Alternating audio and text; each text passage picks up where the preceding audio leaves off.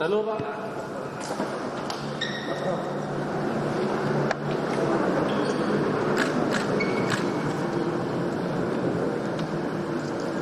Oke. Ya. Sudah Pak. Bismillahirrahmanirrahim. Assalamualaikum warahmatullahi wabarakatuh. Selamat malam rekan-rekan. Pada malam hari ini saya meluruskan beberapa informasi yang sudah tersebar di beberapa media. Dari hasil komunikasi saya dengan tim sus dalam hal ini masih mendalami proses penyidikan terkait menyangkut masalah kejadian di Duren 3. Jadi tim sus ini kerjanya adalah pro justia. Ya, tapi sesuai dengan arahan Pak Kapolri, selain tim sus ada juga inspektorat khusus. Seperti yang sudah disampaikan oleh Bapak Kapolri kemarin malam, bahwa inspektorat khusus sudah melakukan pemeriksaan terhadap 25 orang. Ya. Dari 25 orang ini 4 sudah ditempatkan di tempat khusus. Ya, dalam rangka untuk proses pembuktian yang lainnya dulu.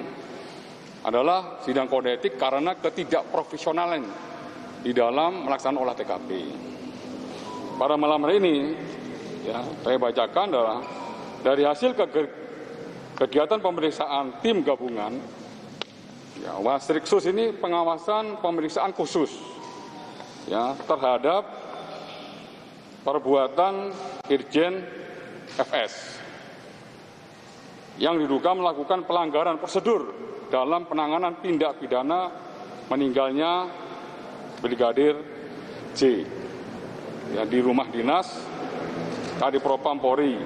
Ya, dari hasil pemeriksaan Wasriksus atau IRSU, Inspektorat Khusus, ya, terkait menyangkut masalah peristiwa tersebut, sudah memeriksa kurang lebih sekitar 10 saksi. Dari 10 saksi tersebut dan beberapa bukti, ya, dari IRSUS menetapkan bahwa Irjen Pol FS, ya, diduga melakukan pelanggaran, ya, terkait menyangkut masalah ketidakprofesionalan di dalam olah TKP. Ya, oleh karenanya pada malam hari ini yang bersangkutan langsung ditempatkan di tempat khusus, yaitu di Korbrimopolri. Ini masih berproses rekan-rekan. Ya, sekali lagi ini masih proses. Kami minta untuk rekan-rekan bersabar dulu. Jadi harus bisa membedakan. Kalau IRSUS fokusnya menyangkut masalah pelanggaran kode etik. Kalau tim sus kerjanya adalah proses pembuktian secara ilmiah atau saintifik. Ini masih juga berproses.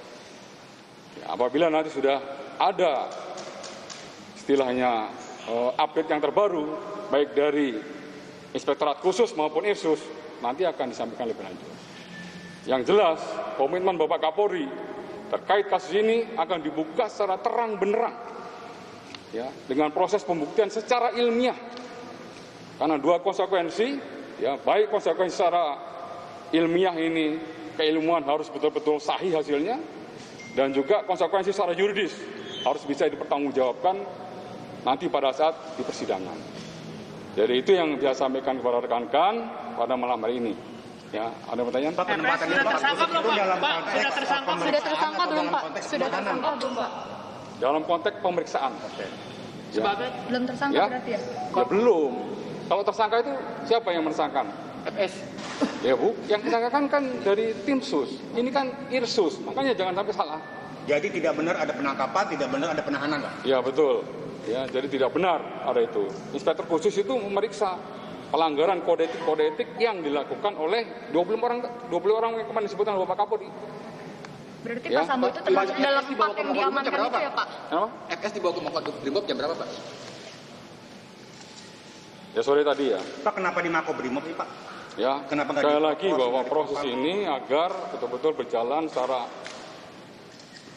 independen, kemudian secara akuntabel, dan prosesnya harus cepat. Ini sesuai dengan perintah Bapak Kapolri. Ya, kita lebih fokus ke tim susnya. Ya, karena tim sus ini pro justia. Apa yang dilakukan semuanya memiliki pertanggungjawaban keadilan. Ya, jadi secara saya itu rekan-rekan. Berapa hari Pak? Ya, Untuk di Mako? Nanti akan kita sampaikan kembali. Belum tahu. Ya, belum tahu. Ini berarti ada hubungannya dengan anggota BRIMOB yang datang ke Baris Krim hari ini, Pak? Kenapa? Ini berarti ada hubungannya dengan... Tadi sudah dijelaskan oleh Pak Dirbidum ya. Pak Dirbidum hanya dari Pak Dirbidum menginformasikan yang melaksanakan penebalan pengamanan di sini. Bapak prosedurnya itu apa sih Pak? Apa? Ketidakprofesionalannya itu apa sih Pak? Tadi kan saya sebutkan. Ya. Di dalam pelaksanaan olah TKP seperti Pak Kapolri sampaikan ya, terjadi misalnya pengambilan CCTV dan lain sebagainya. Ini nanti rekan-rekan, saya tidak mau menyampaikan terlalu terburu-buru. Saya menunggu betul-betul kerja tim sus selesai semuanya. Kalau selesai semuanya, baru bisa dijelaskan secara komprehensif. Ingat, pembuktian secara ilmiah memiliki konsekuensi yang tadi saya sebutkan. Konsekuensi yuridis, juga konsekuensi keilmuan. Oke rekan-rekan, itu dulu. Itu dulu, nanti saya sampaikan. Pak, soal pengakuan dalam konteks di penanganan TKP, Pak Sambo itu memang dia sebenarnya dalam bertugas atau terlibat dalam penanganan atau tidak, Pak? Nanti saya jelaskan kalau sudah lengkap. Pak Ini baru hari ini aja dulu ya. Baru hari Pak, ini. terkait penahanan Seperti itu yang saya sampaikan. sesuai dengan Perpol nomor 7 ya Pak, 30 hari ya Pak. Pak, penahanannya itu sesuai dengan Ya, Perpol nomor 7 nanti ya. saya sampaikan secara lengkap. Oke? Terima kasih rekan. Jadi statusnya sebagai saksi apa ya? Itu dulu. Makasih Pak Kapolri.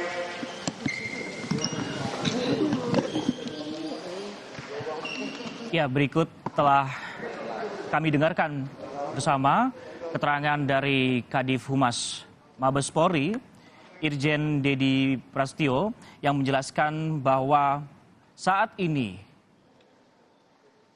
Irjen Verdi Sambo sedang dilakukan pemeriksaan oleh Inspektorat Khusus, di mana terkait masalah pelanggaran kode etik untuk pemeriksaan ataupun juga profesionalitas dalam olah TKP yang dilakukan, khususnya di kediaman Irjen Verdi Sambo yang menewaskan Barada Yosua Huta Barat pada Jumat 8 Juli 2022 yang lalu. Tadi juga sempat dijelaskan bahwa ada perbedaan antara tim khusus dan juga Irsus atau Inspektorat Khusus. Di mana kalau tim sus ini untuk pembuktian secara ilmiah dan juga pengungkapan dari kasus penembakan yang menewaskan Brigadir Yosua Huta Barat. Dan untuk Inspektorat Khusus untuk melakukan pemeriksaan terkait pelanggaran kode etik. Tadi juga sempat dijelaskan juga oleh Kadif Humas Mabes Polri Irjen Dedi Prasetyo bahwa saat ini pemeriksaan untuk Irjen Verdi Sambo dilakukan di tempat khusus, di mana dijelaskan lokasinya adalah di Mako Brimob. Saat ini sedangkan pihak kepolisian yang dilakukan pemeriksaan terkait sidang kode etik ini ada 25 orang, di mana 4 diantaranya diperiksa di tempat khusus. Dan inilah situasi terkini setelah dilakukan konferensi pers di Baris Krim Polri. Dan